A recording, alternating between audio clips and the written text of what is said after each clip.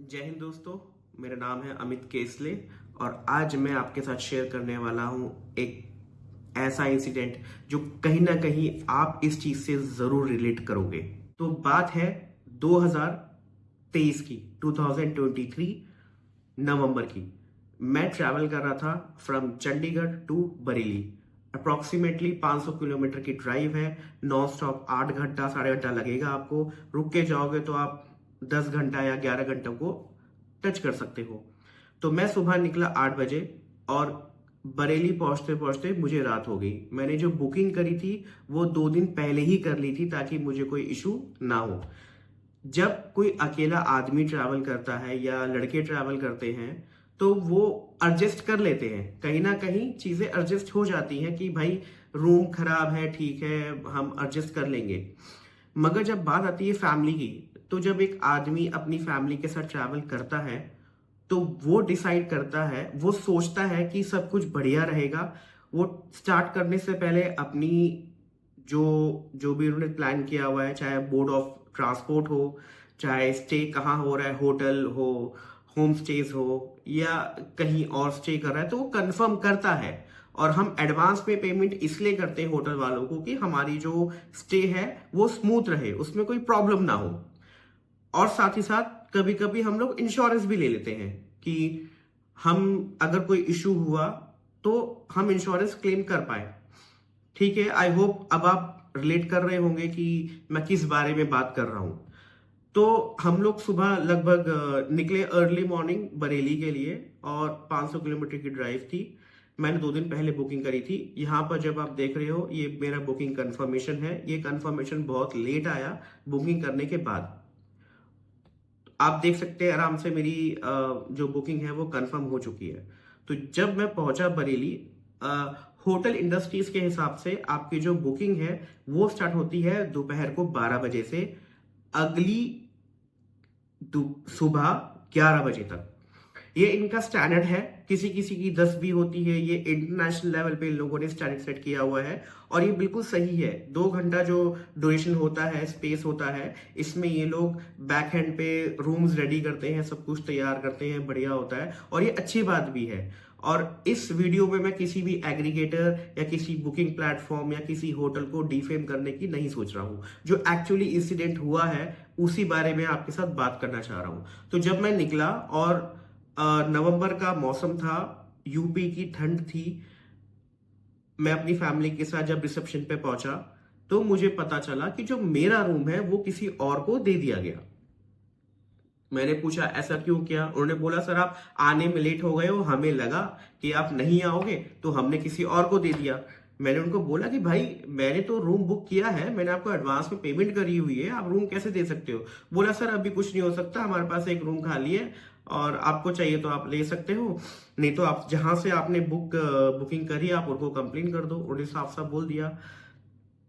अगर मैं आपको ये बोलूं कि आपके दिमाग में बिल्कुल सेट बातें हैं कि मैं वहां जाऊंगा, मेरे को रूम मिलेगा, मैं नहाऊंगा धोऊंगा फ्रेश होऊंगा सो जाऊंगा, और वहां पे जाके पता चले कि ये सब तो चीज तो हुई ही नहीं है। तो जब मैं वहां पर गया मैंने उससे बात करी, समझाया। उन्होंने बोला कि सर हम कुछ नहीं कर सकते हैं, आप एक नई बुकिंग कर लीजिए। मैं अपनी फैमिली के साथ था, रिसेप्शन पे बैठा हुआ हूँ, ठंडी का मौसम हो रहा है, रात के 8-9 बज चुके हैं, ठंड बढ़ती जा रही थी। तो मैंने बोला ठीक है भाई, अभी जो आप देख रहे हो मेरे क्रेडिट कार्ड की ट्रांजैक्शन आपको दिखेगी, जो पहले प्राइस था और इस प्राइस में डिफरेंस है। तो वो मैंने पहले पे किया और उसके बाद मेरे को मजबूर किया गया क्योंकि कि आप दूसरा रूम ले लो। मैंने कहा ठीक है मैं ले लेता हूँ। तो मैंने अप्रोक्सीमेटली 4000 रुपीज मैंने पे करे दूसरे रूम के। और जब मैंने वो रूम लिया फिर मैंने कंप्लेन करी, और जब मैंने कंप्लेन करी ऑनलाइन तो जो उसका कॉलिंग सेंटर था वो था फिलीपींस। आपको सोचिए, फिलीपींस। पहले तो उनको उनसे कनेक्शन करने में प्रॉब्लम हुई, उसके बाद जब कनेक्ट हो गया, कनेक्ट होने के बाद वो फिलीपींस में बात मतलब इंग्लिश में बात कर रही है, मगर उनकी इंग्लिश हमारे से अलग है, मिसअंडरस्टैंडिंग कुछ हो रही थी, उनको समझाने में ही लगा। उनको मैंने बताया। अब एक और चीज आपको बताता हूं, जो मैंने बुकिंग करी थी वो थी विद ब्रेकफास्ट। बुकिंग के पैसे गए, ब्रेकफास्ट के पैसे गए और जब मैंने उनको बोला कि नहीं ऐसे ऐसे करके चीजें हैं, मैंने बुकिंग करी थी, आप ऐसा कैसे कर सकते हो, तो अब जो आप देख रहे हो, इन लोगों ने मुझे 14 यूरो का अप्रोक्सीमेटली रिफंड दिया कि आपको प्रॉब्लम हो रही है। 14 यूरो क्या होते हैं, मतलब कुछ भी नहीं है। मतलब हम पे करते हैं सर्विसेज लेने के लिए। आप बेशक थोड़ी सी ज्यादा पैसे ले लो, बट हमें चाहिए कि हम फैमिली के साथ जब ट्रैवल करें तो हमें कोई प्रॉब्लम क्रिएट ना हो। तो मैंने जब देखा, मैंने कहा ठीक है यार, चलो अभी रात हो रही है, ठंड हो रही है, हमें जाना है, we have to take a shelter, तो हमें रूम लेना ही पड़ेगा। तो अब जब उन्होंने हमें रूम दिया, यकीन मानिए कि इतना बेकार रूम दिया। मतलब मैंने उनको 4,000 रुपए पे करे फॉर 2 नाइट्स। हालांकि मैं मतलब इस फेवर में नहीं था, बट रात हो रही थी, तो मैंने उनको 4,000 रुपीज अप्रोक्सीमेटली पे करे। जो पहली बुकिंग थी उसके अलावा 4,000 रुपीज पे करे। और जब मैंने 4,000 रुपीज पे करने के बाद मैं रूम देखा, मेरी मेरी हालत खराब। मतलब कि यार ये कैसा रूम है। अब मैं आपको फोटोज दिखाता हूं, ये देखिए, ये ये ये सारी फोटोज हैं जो उस रूम की है। तो अब मैं आपको बताता हूं कि ये फोटो जो आप बेड की देख रहे हो इस वक्त, ये बेड की हालत थी वहां पे। आप यकीन मानिए बेड पे खटमल थे। और जब मैंने कंप्लेन करी तो एक हीट गन लेकर आ गए खटमल को मारने के लिए रात को। तो अब वहां पे हो गया, और टाइम बच चुके थे 12-1, मतलब अप्रोक्सीमेटली 12 हो चुके थे। तो इतनी थकान के बाद जब ये इश्यू हुआ तो मेरी नींद उड़ गई। तो हमने सोचा कि चलो बाहर चलते हैं, फिर कुछ खा पी के आएंगे। बट उससे पहले जब मैंने पूरा रूम का राउंड लिया तो मैंने पहले ही फोटोग्राफ ले चुके थे। तो जब आपने फोटोग्राफ देखे और उसके बाद में आप यकीन मानिए कि 4 स्टार होटल है, शावर टूटा हुआ है, दरवाजे गंदे हैं, बेड के ऊपर खटमल है, गंदी सी चादरें, और टूटी हुई टेबल, ये सारी चीजें। जब मैंने ऑनलाइन गया और मैंने गूगल में उसके फोटोज देखे, तो उन्होंने गूगल में जो फोटोज डाले हुए थे वो एक्चुअली 10-15 साल पुराने फोटोज थे। आपको यकीन हो रहा है कि मतलब ऐसा होता है कि जब मैंने गूगल में देखे तो उनके फोटोज अपडेटेड नहीं थे। ओके। और जब मैंने उनकी रेटिंग्स देखी तो उनकी रेटिंग बहुत अच्छी थी। मतलब रेटिंग तो काफी अच्छी थी, 4 स्टार होटल है, सब लोगों ने काफी तारीफ करी है। तो मेरा दिमाग खराब हुआ, मैंने कहा नहीं भाई, आज की रात ठीक है, मैं यहां से निकलूंगा।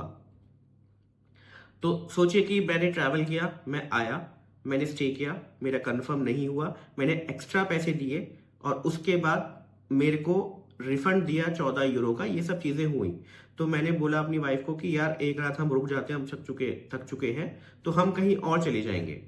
तो जब सुबह हुई हमने चेकआउट किया और हमने बोला कि हमें रिफंड नहीं चाहिए, आप रख लो, मतलब नॉट बुकिंग वाला जो हमने कैश दिया था, मैंने कहा आप रखो, हमें नहीं चाहिए। वो बोल रहे कि सर हम ट्राई करेंगे आपको रिटर्न करने का। तो कैसे ना कैसे करके उन्होंने एक दिन के पैसे वापस करे। ठीक है। तो जब हम अगले बुकिंग पे गए, जब हम बरेली के किसी और होटल में गए, ये अगली बुकिंग आप देख सकते हो कि मैंने सेम टाइम कंफर्म करी 14 तारीख की, क्योंकि हम स्टे नहीं कर पा रहे थे। वहां जाके पता चला इससे भी बुरी हालत है। मतलब आप सोचिए कि होटल इंडस्ट्रीज जो काम करती हैं वो बहुत अच्छे से करती हैं, उनका बहुत अच्छा वेल मेंटेन सिस्टम है जो रन होता है, मगर इस तरीके से कैसे हो सकता है। जब मैं गया दूसरे होटल में, वहां पे पानी नहीं आ रहा। उन्होंने बुकिंग, तो पहली बात तो उन्होंने बुकिंग लेने से मना कर दिया। ठीक है। उन्होंने बोला कि सर आपको इतना सस्ता होटल कैसे मिल सकता है, हम तो इतना देते ही नहीं है। फिर मैंने उनके ओनर से बात करी, उन्होंने बोला कि नहीं नहीं, बुकिंग कंफर्म हुई है तो हम दे देंगे आपको। वहां पे भी 2 घंटा लगा रिसेप्शन बॉय को ये समझाने के लिए बुकिंग कंफर्म है, आप मुझे रूम दीजिए। मुझे ओनर से बात करनी पड़ी, ओनर ने कंफर्म किया, तब जाके मुझे मिला जो दूसरा होटल है वो। तो जब मैं वहां से वापस आया, जब मैं चंडीगढ़ अपना पूरा काम खत्म करके वापस आया, चंडीगढ़ वापस आया, तो मेरे को ना ये हजम नहीं हो रहा था कि यार मेरे पैसे भी चले गए, इतना बुरा एक्सपीरियंस रहा। तो कहीं ना कहीं तो प्रॉब्लम क्रिएट हुई है कि जिस तरीके से, अब देखिए, मैं अकेले ट्रैवल करूंगा तो मैं एडजस्ट कर सकता हूं, मगर जहां पे फैमिली की बात आती है, मैं नहीं कर सकता, मैं अपनी फैमिली के साथ कॉम्प्रोमाइज नहीं कर सकता। सो आई थॉट कि अमित कहीं ना कहीं प्रॉब्लम होगी। फिर मैंने दोबारा कंप्लेन करी, थोड़ी सी R&D करा, पता चला कि इसके बीच में कुछ गैप था और इस वजह से मेरा एक्सपीरियंस खराब हुआ। मुझे लगा कि चीज़ें हो जाएंगी, ये सब हुआ। अब जब मैं वापस आया तो मैंने डीप रिसर्च किया कि ये सिस्टम इंडस्ट्री चलती कैसे है। तो मुझे अंदर की बातें पता चली कि यहाँ पे ये सिस्टम होता है, एग्रीगेटर्स होते हैं, ये लोग कोई बुकिंग चैनल यूज़ करते हैं, बुकिंग मैनेजर कह दीजिए, ये सारी चीज़ें होती है। फिर मैंने R&D करी। तो ये जो आगे की बातें हैं मैं आपको अगली वीडियो में बताऊंगा। तो फिलहाल थैंक यू सो मच मुझे सुनने के लिए, और यकीन मानिए आप कंटिन्यू रहिए मेरे साथ, मेरे चैनल को आप फॉलो कर लीजिए, ताकि जब भी हम आगे बात करें और इस पॉइंट पे हम लोग बात करेंगे। और साथ ही साथ अगर आपके साथ कोई भी ऐसा इंसिडेंट हुआ है जिससे आपको मिसलीडिंग हुई हो, आपके साथ कोई भी इशू क्रिएट हुआ हो होटल के जरिए, मैं जरूर आपकी बात सुनना चाहूंगा कि आपको क्या फेस हुआ, आपने क्या फेस किया, आपके साथ क्या इश्यूज हुए, होटल रिसेप्शन ने क्या किया, होटल की बुकिंग्स कंफर्म नहीं थी, वहां पर जाने के बाद क्या, कोई भी स्टोरी है तो आप मुझे बताइए, मैं अपने चैनल में उसको शेयर करूंगा।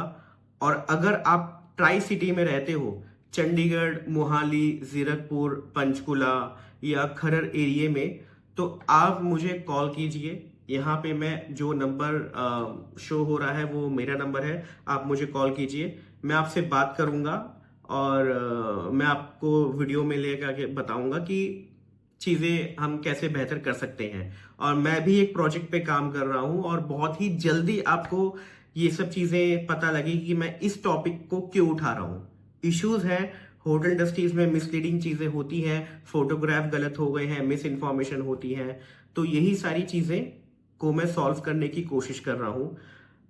आप सबका धन्यवाद मुझे सुनने के लिए, और आपके साथ भी कोई इंसिडेंट हुआ है तो मेरे साथ शेयर कीजिए। ये रहा मेरा number, and thank you so much. जय हिंद, वंदे मातरम।